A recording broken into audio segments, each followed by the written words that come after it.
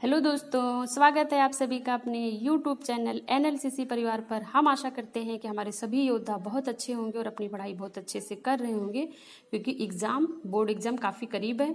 तो एकदम समय नहीं है, आप लोग एकदम लग जाइए। आज हम आप सबको पढ़ाएंगे राजनीति विज्ञान का एक चैप्टर, जिसको संघवाद चैप्टर नंबर वन का कुछ टॉपिक है, उसको मैं आज समझाऊंगी। तो देखिए, जैसा कि आप सबको दिख रहा है, इसमें मैंने बताया है एकात्मक शासन प्रणाली और संघीय शासन प्रणाली। संघवाद समझने से पहले आप ये समझिए कि एकात्मक शासन प्रणाली क्या है। एकात्मक शासन प्रणाली का मतलब होता है कि केंद्र में कोई सरकार है, उसी के पास सारी शक्तियां होती, ना कोई राज्य होता, ना कोई स्थानीय शासन होता है। ये व्यवस्था कहाँ पर है? ये व्यवस्था श्रीलंका में है। कैसे? जैसे मान के चलिए श्रीलंका है, इसके पास ही सारी शक्तियां होंगी, कोई अलग से इससे अलग नहीं होगा, कोई भी शक्ति इससे अलग नहीं होगा, कोई राज्य नहीं होगा, कोई स्थानीय शासन नहीं होगा। ये व्यवस्था एकात्मक शासन प्रणाली की कहाँ पर है? ये श्रीलंका में है। ये एग्जाम में क्वेश्चन आपके आएगा अगर कि संघीय एकात्मक शासन प्रणाली व्यवस्था किस देश में है, तो वो श्रीलंका में है। केंद्रीय सरकार के पास सारे अधिकार होते हैं। दूसरा क्या होता है? संघीय शासन प्रणाली। संघीय शासन प्रणाली की क्या विशेषताएं हैं? 2 स्तरीय सरकारें होती हैं इसमें। जैसे एक केंद्र होता है और एक राज्य होता है। एक पूरे देश के लिए होता है, जो केंद्र होगा पूरे देश के लिए होगा, राष्ट्रीय महत्व के विषय पे काम करेंगे। और दूसरा क्या होगा? दूसरा राज्य होगा या प्रांत की सरकारें होंगी, जैसे राज्य स्तर की सरकारें होती हैं। तो ये व्यवस्था कहाँ पर है? ये व्यवस्था बेल्जियम में है। इसके आगे देखते हैं। अब केंद्र और संघीय शासन व्यवस्था की मैं ये बता रही हूँ क्या क्या विशेषताएं हैं। केंद्र और राज्यों के बीच सत्ता का बंटवारा हर संघीय सरकार में अलग अलग होता है।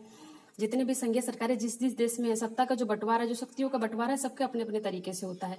अब संघीय सरकारें 2 तरह से गठित की जा सकती हैं, उसके बारे में आगे बता रही हूँ। जैसे जो एकात्मक शासन प्रणाली कहाँ? श्रीलंका में है। तो अभी हम संघीय शासन प्रणाली पढ़ रहे हैं। संघीय शासन प्रणाली को 2 तरह से गठन किया जा सकता है, तो वही देखते हैं। जैसे पहला नंबर है 2 या 2 से अधिक स्वतंत्र देशों को एक साथ मिलाकर एक बड़ी इकाई बना दी, जैसे यूएसए और ऑस्ट्रेलिया। मान के चलिए ये भी कोई देश है, ये भी कोई देश है, ये भी कोई देश है। इस सब को मिला करके एक जो है देश बना दिया जाए, वो है यूएसए। तो ये है कहाँ पर?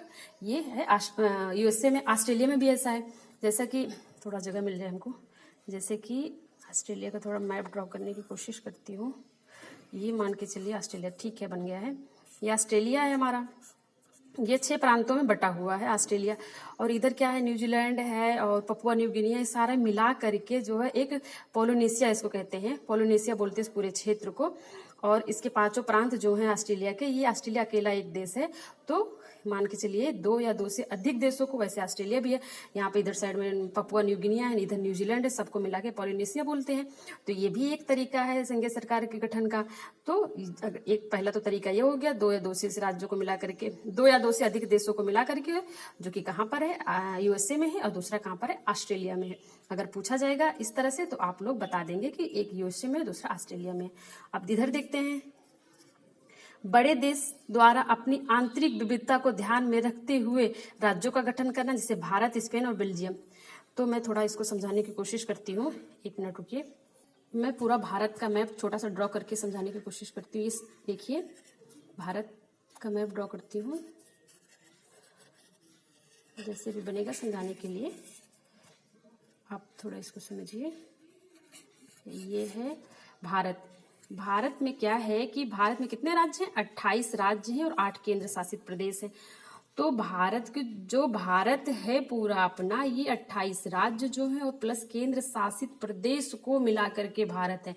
मतलब कि भारत में सारी आंतरिक विविधताएं जो है उनको मिला करके एक जो है पूरा भारत है। जैसे भारत के बारे में कहा जाता है ना, जो है भारत के बारे में कहा जाता है विविधता में एकता, यही है भारत की विशेषता। तो भारत में देखिए अलग अलग क्षेत्रों में अलग अलग विविधताएं हैं। जैसे नॉर्थ ईस्ट में अलग है, दक्षिण भारत में अलग है, और उत्तर में अलग है, पश्चिम में अलग है।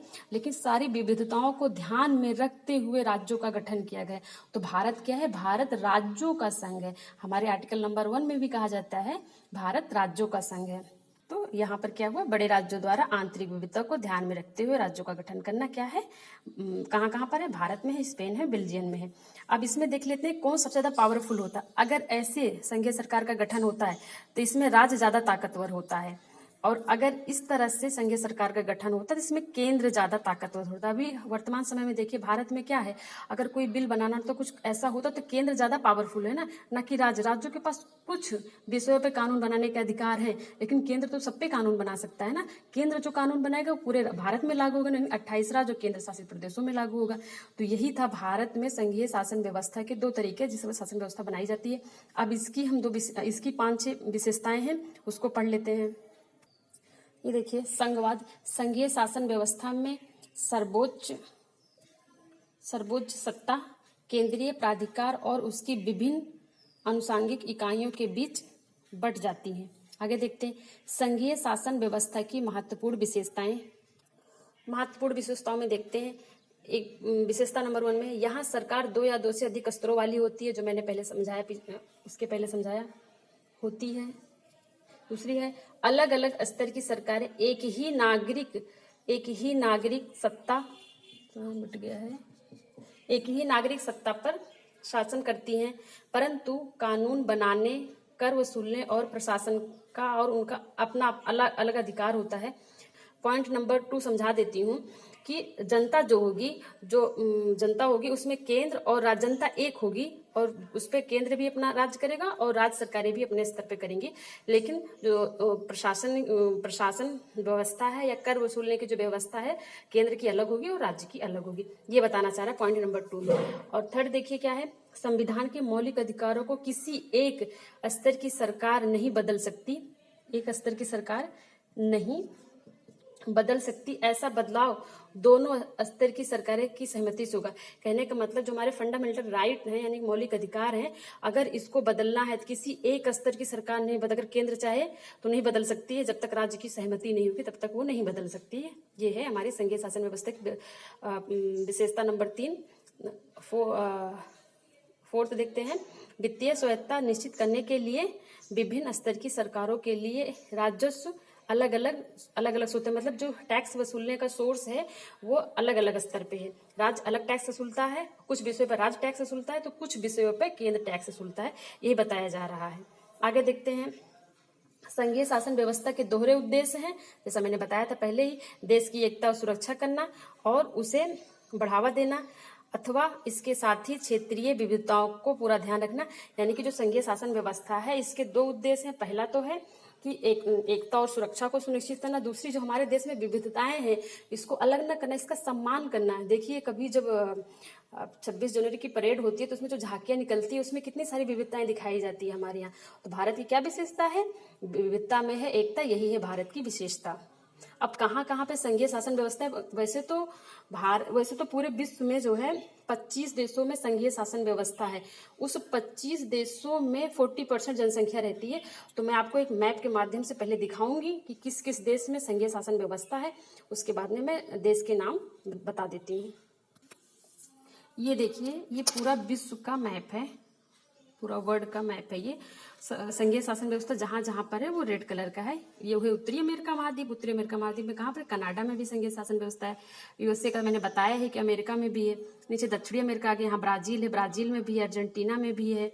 और यहाँ छोटू सा देश है, दक्षिणी अमेरिका का देश है वेनेजुएला, यहाँ पर भी संघीय शासन व्यवस्था है। मैक्सिको में भी संघीय शासन व्यवस्था। ये सब क्वेश्चन आएंगे, आप लोग दिमाग से ध्यान में इसको बैठा लीजिए, कहाँ कहाँ पे संघीय शासन व्यवस्था है, पूरा एकदम दिमाग में मैप के माध्यम से आप समझिए। और मैप देख करके इसको अपने आप से मैप बना करके महाद्वीपों का उसमें ड्रॉ कर लीजिएगा कि बेल्जियम में है और जो है वेनेजुएला में है, ब्राजील में, अर्जेंटीना में है, ऐसे मैप बनाइएगा, आप भी देख लीजिएगा। इधर देखो माइक्रोनेशिया, जो मैंने बताया था कि ऑस्ट्रेलिया के साथ में जो जितने भी छोटे छोटे देश हैं उसको ही बोला जाता है माइक्रोनेशिया। उसमें भी एक छोटा सा द्वीप है, यहाँ पर भी संघीय शासन व्यवस्था है। इधर देखिए क्या है, ये है यूरोप और एशिया, यूरेशिया में पूरा जो है क्या है, यूरेशिया तो महाद्वीप है, वहां पे जो देश है रूस, वहां पे संघीय शासन व्यवस्था है। नीचे ऑस्ट्रेलिया है यूरोप में, यहाँ पर भी संघीय शासन व्यवस्था है। जर्मनी है, बेल्जियम है, स्विट्जरलैंड है, स्पेन है, बोस्निया है, हर्जोगोविना है, अफ्रीका का देश है, नाइजीरिया, इथोपिया है, संयुक्त अरब अमीरात है, कोमरोस है, और इधर मलेशिया है, भारत में तो है ही, पाकिस्तान में भी है, और जो है इधर साइड में ऑस्ट्रेलिया। ये सब पूरा देश है जहां जहां पे संघीय शासन व्यवस्था है। यानी कि पूरे देश में नहीं, पूरे विश्व में 25 देश ऐसे हैं जहाँ पे संघीय शासन व्यवस्था है और उस 25 देश में पूरी दुनिया की 40% जनसंख्या रहती है। तो ये था पूरा संघीय शासन व्यवस्था और एकात्मक शासन व्यवस्था। इसके आगे है आप लोगों का समवर्ती सूची संघ केंद्र राज्य संबंध है। केंद्र राज्य संबंध मतलब कि भारत का केंद्र का और राज्यों के बीच संबंध किस तरह का है, और उसके बाद आएगा आपका संघ सूची, राज्य सूची, समवर्ती सूची, फिर लास्ट में दिया हुआ स्थानीय सुशासन, लोकल सेल्फ गवर्नमेंट, जिसमें पंचायतों और नगर पालिका के बारे में बताया गया है। तो अगली वीडियो आज शाम तक या फिर जो है कल सुबह तक मैं डाल दूंगी, जिसमें समवर्ती सूची, संघ सूची और राज्य सूची के विषय बताए होंगे। सब पूरा अच्छे से हम पढ़ाएंगे। और दूसरा उसमें क्या, केंद्र राज्य संबंध और स्थानीय सुशासन, ये सब सारी चीजें मैं नेक्स्ट वीडियो में पढ़ाऊंगी। मैं जितना पढ़ा रही हूँ आप लोग उसको ध्यान से देखते रहिए और अपने स्तर से भी किताब को पढ़ते रहिए। मैं वो टॉपिक समझा दे रही हूँ जिसमें आपको दिक्कत हो सकती है मैप के माध्यम से। अगर कोई चीज़ हमसे छूट जाता है, क्योंकि मैं काफ़ी मैनेज करके बनाती हूँ, मेरे पास अभी वो चीज़ें नहीं उतना ज़्यादा उपलब्ध हैं, तो मैं थोड़ा आप लोग कंप्रोमाइज़ करिए और थोड़ा जो है सपोर्ट करिए, हमारे चैनल को लाइक करिए, शेयर करिए और सब्सक्राइब भी करिए। और जितने भी योद्धा हैं हमारे, सब लोग इसको अच्छे से देखते रहिए, नोट्स बना लीजिए और पढ़ते रहिए। मिलते हैं हम नेक्स्ट वीडियो में, तब तक के लिए बाय बाय, टेक केयर, अपना ख्याल रखिए और अपनों का ख्याल रखिए। Thank you.